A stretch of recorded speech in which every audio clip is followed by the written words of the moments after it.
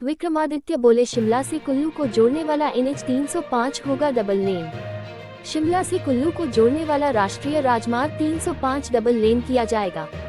शुक्रवार को सदन में बंजार से विधायक सुरेंद्र शौरी की ओर से औद से लूरी तक NH 305 की दुर्दशा को लेकर लाए गए ध्यानाकर्षण प्रस्ताव का जवाब देते हुए लोक निर्माण मंत्री विक्रमादित्य सिंह ने कहा कि 97 किलोमीटर लंबा NH 305 मौजूदा समय में 5 किलोमीटर ही डबल लेन है। 3 चरणों में इसे डबल लेन किया जाएगा। मौजूदा समय में सड़क की स्थिति में सुधार के लिए पर्याप्त संख्या में मशीनरी लगाई गई है। परिवहन मंत्रालय से 24 करोड़ मांगे गए हैं और केंद्र से जो फंड मिला है उसे भी सड़क की दशा सुधारने में इस्तेमाल किया जा रहा है। हिमाचल प्रदेश सहित देश में बनी 48 दवाओं के सैंपल फेल, बाजार से स्टॉक वापस मंगवाया। हिमाचल प्रदेश में बनी 11 दवाओं समेत देश भर की 48 दवाओं के सैंपल फेल हो गए हैं। केंद्रीय औषधि मानक नियंत्रण संगठन ने सितंबर के ड्रग अलर्ट में ये दवाएं मानकों पर सही नहीं पाई हैं। हिमाचल में किडनी, रक्तचाप, संक्रमण, एलर्जी, निमोनिया, जलन व सीने में दर्द की दवाओं के सैंपल फेल हुए हैं। इसमें ऊना जिले की 1, सिरमौर की 3 व सोलन जिले में बनी 7 दवाएं सही नहीं पाई गई। नालागढ़ की एक ही कंपनी से 2 सैंपल फेल हुए हैं। अगस्त माह में देश भर में 1166 दवाओं के सैंपल लिए थे। इनमें 1118 सैंपल मानकों पर खरे उतरे हैं, जबकि 48 सैंपल फेल हो गए हैं। उधर राज्य दवा नियंत्रक नवनीत मरवाह ने बताया कि जिन दवा कंपनियों के सैंपल फेल हुए हैं उन्हें नोटिस जारी किए हैं। स्टॉक बाजार से वापस लाने को कहा गया है।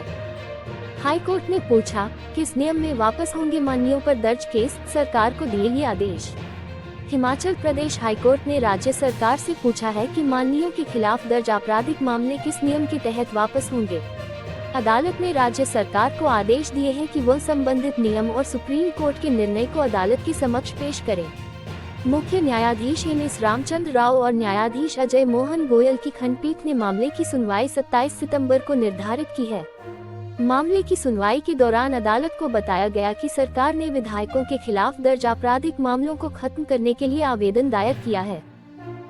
विधानसभा के बाहर गरजे मिड डे मील वर्कर, निकाली रैली, 5 माह का वेतन मांगा। Mid day meal worker union संबंधित सीटू ने शुक्रवार को विधानसभा के बाहर प्रदर्शन कर 5 माह से लंबित वेतन जारी करने की मांग उठाई। प्रदेश भर से सैकड़ों मिड डे मील वर्कर पुराने बस अड्डे के पास पंचायत घर परिसर में जमा हुए। विधानसभा तक रैली निकालकर अपनी मांगे उठाई। विधानसभा के पास रैली जनसभा में तब्दील हुई। जनसभा को सीटू प्रदेशाध्यक्ष विजेंद्र मेहरा, महासचिव प्रेम गौतम, उपाध्यक्ष जगत राम, यूनियन प्रदेशाध्यक्ष इंद्र सिंह, महासचिव हिमी देवी, बलविंद्र कौर, इंद्र, सुदेश, कौशल्या, प्रीति, शांति, मीरा, जगदीश और सरिता ने संबोधित किया। यूनियन का एक प्रतिनिधिमंडल शिक्षा मंत्री रोहित ठाकुर से मिला और उन्हें मांग पत्र सौंपा। मंत्री ने मिड डे मील कर्मियों की मांगों को तुरंत पूरा करने का आश्वासन दिया। सुखविंदर सुक्खू बोले स्मार्ट नहीं, स्टील सिटी बन गई है राजधानी शिमला। मुख्यमंत्री सुखविंदर सिंह सुक्खू ने कहा है कि स्मार्ट सिटी शिमला और धर्मशाला में हुई गड़बड़ियों की जांच की जाएगी। शुक्रवार को विधानसभा सदन में प्रश्नकाल के दौरान विधायक सुधीर शर्मा और हरीश जनार्था के सवाल पर मुख्यमंत्री ने यह ऐलान किया। उन्होंने दोनों विधायकों से स्मार्ट सिटी के कार्यों में हुई अनियमितताओं की सूची भी मांगी। मुख्यमंत्री ने कहा कि राजधानी शिमला स्मार्ट सिटी की जगह स्टील सिटी बन गई है। धर्मशाला और शिमला में जहां जहां स्मार्ट सिटी के कार्यों में अनियमितताएं बरती गई हैं, उसकी सूची उन्हें दी जाए। इसकी जांच करवाई जाएगी। पूर्व सरकार ने अधिकारियों पर दबाव बनाकर ऐसे फैसले लिए जिससे इस शहर में स्टील के ढांचे खड़े कर दिए गए हैं। हाल ही में बरसात में स्लॉटर हाउस ध्वस्त हुआ। सीएम ने कहा कि शिमला शहर में स्टील वाले ढांचे खड़े करने पर रोक लगा दी गई है। स्मार्ट सिटी प्रोजेक्ट मार्च 2024 में खत्म होगा। जो निर्माणाधीन प्रोजेक्ट सही मानकों पर काम कर रहे हैं उन्हें पूरा किया जाएगा। हिमाचल में शिक्षकों के 5291 पद भरने को मंजूरी, नया चयन आयोग करेगा भर्ती। हिमाचल प्रदेश में शिक्षकों के 5291 नए पद भरने को सरकार ने मंजूरी दे दी है। टीजीटी के 2276, जेबीटी के 2521 और शास्त्री के 494 पद भरे जाएंगे। 2600 पद बैचवाइज और 2691 पद सीधी भर्ती से नया चयन आयोग भरेगा। शिक्षा सचिव ने इस बाबत प्रारंभिक शिक्षा निदेशक को मंजूरी पत्र जारी कर दिया है। टीजीटी आर्ट्स के 1070, टीजीटी नॉन मेडिकल के 776 और टीजीटी मेडिकल के 430 पद भरे जाएंगे। इन पदों पर बैचवाइज भर्ती प्रक्रिया को अविलंब शुरू किया जाएगा। सभी जिला शिक्षा अधिकारियों को भी इस संदर्भ में सूचित करने के निर्देश दिए गए हैं। बैचवाइज भर्ती के तहत टीजीटी के 1135, जेबीटी के 1250 और शास्त्री के 240 पद भरे जाएंगे। शेष पदों को चयन आयोग के माध्यम से भरा जाएगा। एचआरटीसी की चलती बस में अचानक उठने लगा धुआं, यात्रियों में दहशत। हिमाचल प्रदेश के मंडी जिले में सरकाघाट से सुबह 7 बजे चली एचआरटीसी बस से सतलाना से पीछे तुलून पहुंचने पर अचानक धुआं निकलना शुरू हो गया। इससे बस में सवार यात्रियों में दहशत का माहौल पैदा हो गया। अफरा तफरी के बीच सवारियों को बस से बाहर निकाला गया। चालक परिचालक की सूझबूझ से सभी यात्री सुरक्षित निकल गए। जानकारी के अनुसार तुलून में बस के पिछले हिस्से से अचानक धुआं निकलना शुरू हो गया। इसकी भनक जैसे ही चालक को लगी, उसने तुरंत गाड़ी को रोक दिया और सवारियों को नीचे उतरने के लिए कहा। गाड़ी से धुआं निकलने का कारण शॉर्ट सर्किट बताया जा रहा है। सूचना मिलते ही धर्मपुर से गाड़ी को ठीक करने के लिए मैकेनिक की टीम को मौके पर भेजा गया। इस संबंध में एचआरटीसी डिपो धर्मपुर के क्षेत्रीय प्रबंधक नरेंद्र शर्मा ने बताया कि सरकाघाट सतलाना बस में शॉर्ट सर्किट होने की वजह से समस्या आई है। बस को कोई बड़ा नुकसान नहीं हुआ है। बस पूरी तरह से सुरक्षित है। भान बढ़ाएगी हिमाचल की आमदनी, सालाना मिलेंगे 500 करोड़, विधानसभा सदन में रखी रिपोर्ट। भान की खेती वित्तीय संकट से जूझ रहे हिमाचल की आमदनी बढ़ाने में कारगर साबित हो सकती है। शुरुआती वर्षों में ही सालाना इससे 500 करोड़ तक की आय हो सकती है।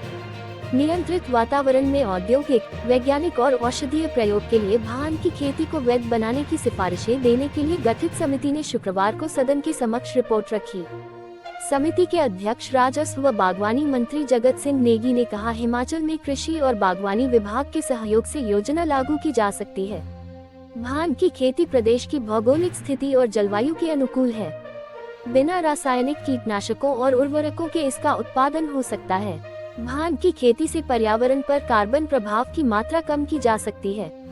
इसके डंठल, बीज और पत्तियों को निर्माण सामग्री, कपड़ा, फर्नीचर, सौंदर्य प्रसाधन, जैव ईंधन में परिवर्तित किया जा सकता है।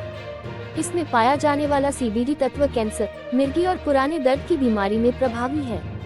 नेगी ने बताया कि खेती के लिए इस्तेमाल होने वाले बीज से लगने वाली फसल में नशे वाले कारक नहीं होंगे। मुख्यमंत्री सुक्खू बोले, चंबा में इसी साल लगेगा ग्रीन हाइड्रोजन का पहला प्लांट।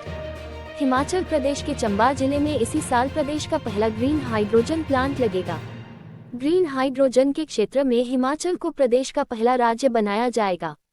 विधानसभा के मानसून सत्र के 5वें दिन शुक्रवार को गगरेट से कांग्रेस विधायक चैतन्य शर्मा के ध्यानाकर्षण प्रस्ताव का जवाब देते हुए मुख्यमंत्री सुखविंदर सिंह सुक्खू ने ये जानकारी दी।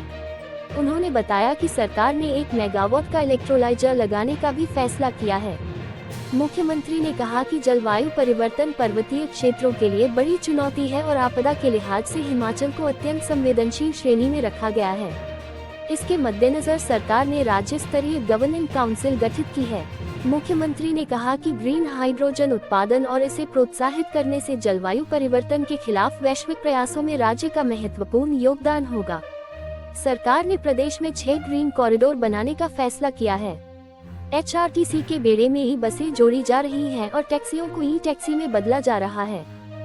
हर्षवर्धन चौहान बोले, 9 माह में 914 नए उद्योगों को दी सैद्धांतिक मंजूरी। उद्योग मंत्री हर्षवर्धन चौहान ने बताया कि 1 दिसंबर 2022 से 31 अगस्त 2023 तक प्रदेश में कुल 914 औद्योगिक इकाइयों की स्थापना को सैद्धांतिक मंजूरी दी गई। भाजपा विधायक बिक्रम सिंह के सवाल का लिखित जवाब देते हुए उद्योग मंत्री ने बताया कि इन उद्योगों की स्थापना से प्रदेश में 13,883 लोगों को रोजगार प्रदान किया जाना प्रस्तावित है। इन उद्योगों की स्थापना में 2,60,277 लाख रुपए का प्रस्तावित निवेश है। कांगड़ा में 342, सोलन में 155, सिरमौर में 67, ऊना में 54, बिलासपुर में 69, चंबा में 14, किन्नौर में 2, कुल्लू में 17, मंडी में 97, शिमला में 1 और हमीरपुर में 96 उद्योग स्थापित होंगे। एक अन्य जवाब में उद्योग मंत्री ने बताया कि इस अवधि के दौरान मुख्यमंत्री स्वावलंबन योजना के तहत 2124 बेरोजगारों को लाभ प्रदान किए गए।